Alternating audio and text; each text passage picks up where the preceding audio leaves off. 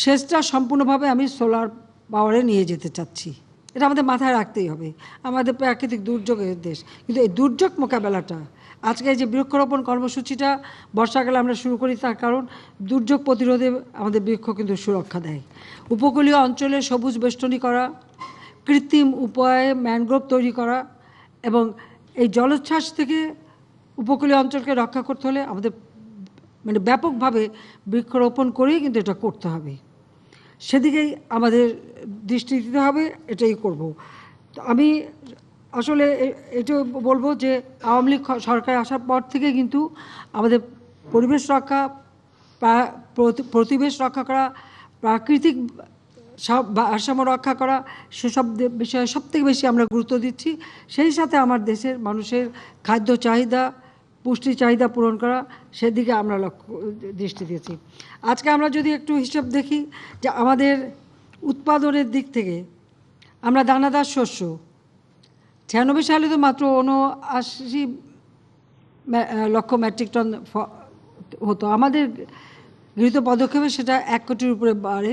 2009 যখন আসি তখন আমরা দেখি যে ওই আমরা যেটুকু করে গেছিলাম বোধহয় 1,69 লক্ষ আমরা রেখে গেছিলাম, সেটা আমাদেরই উদ্যোগ, কিন্তু এরপর মাত্র 1,80 লক্ষ। বিএনপি আমরা তেমন আর বৃদ্ধি পায়নি। যা হোক 2006 ছিল এটা 1,06 লক্ষ মেট্রিক টন, আজকে এটা 4 গুণ বৃদ্ধি পেয়েছে আমাদের দানাদার শস্য, অর্থাৎ 4,92,96,000 মেট্রিক টন আমরা উৎপাদন করি। সেচের আওতায় আমাদের জমি, যেটা বিএনপির আমলে ছিল 28 লক্ষ হেক্টর, এখন তা 79 লক্ষ হেক্টর।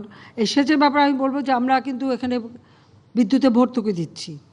তবে আমরা ইতিমধ্যে একটা চমৎকার একটা জিনিস আবিষ্কার হয়েছে, সেটা হলো সোলার প্যানেলের সাহায্যে একটা ছাতার মতো তৈরি করা, নিচে কুয়া, বৃষ্টির পানিটা সেখানে সংরক্ষণ হবে, আর ওই সোলার প্যানেলের বিদ্যুৎ দিয়েই কিন্তু ওই সেচটা দেওয়া হবে। সেখানে খুব বেশি একটা জমি নষ্ট হবে না।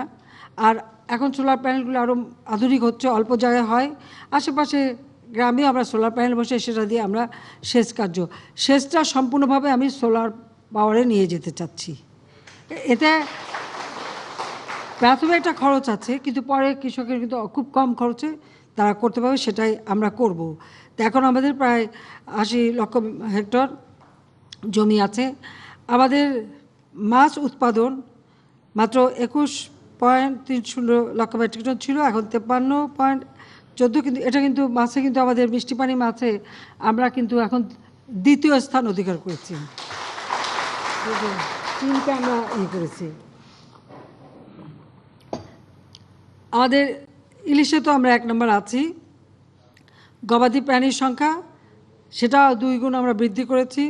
পোলট্রি 4 গুণ বৃদ্ধি করেছি। চা উৎপাদন 2 গুণ বৃদ্ধি করেছি। লবণ উৎপাদন 3 গুণ বৃদ্ধি করেছি। এবার তো আরও বেশি হয়েছে।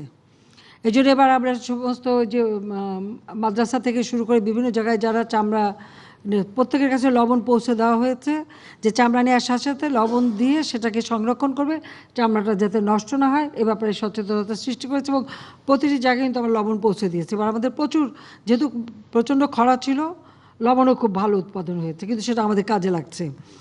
আমাদের দুধ উৎপাদন সেটাও আমরা 7 গুণ বৃদ্ধি করেছি। মাংস উৎপাদন 8 গুণ বৃদ্ধি হয়েছে। ডিম উৎপাদন 4 গুণ বৃদ্ধি হয়েছে। কাজে আমি এটুকুই বলবো যে এই যে আমরা বৃদ্ধি করেছি, আমাদের মানুষের যেমন অর্থনৈতিক সচ্ছলতা এসেছে, ক্রয় ক্ষমতা বৃদ্ধি পেয়েছে। আগে যারা একবেলা খেতে পারতো না, আল্লাহর রহমতে তারা 2 বেলা 3 বেলা খেতে পাচ্ছে, পুষ্টি সম্পর্কে সচেতন হয়েছে, কাজে খাদ্যের চাহিদাও বৃদ্ধি পেয়েছে। সেই সাথে সামঞ্জস্য রেখে আমাদের উৎপাদনও বাড়াতে হবে, সেদিকেও আমাদের দৃষ্টি দিতে হবে।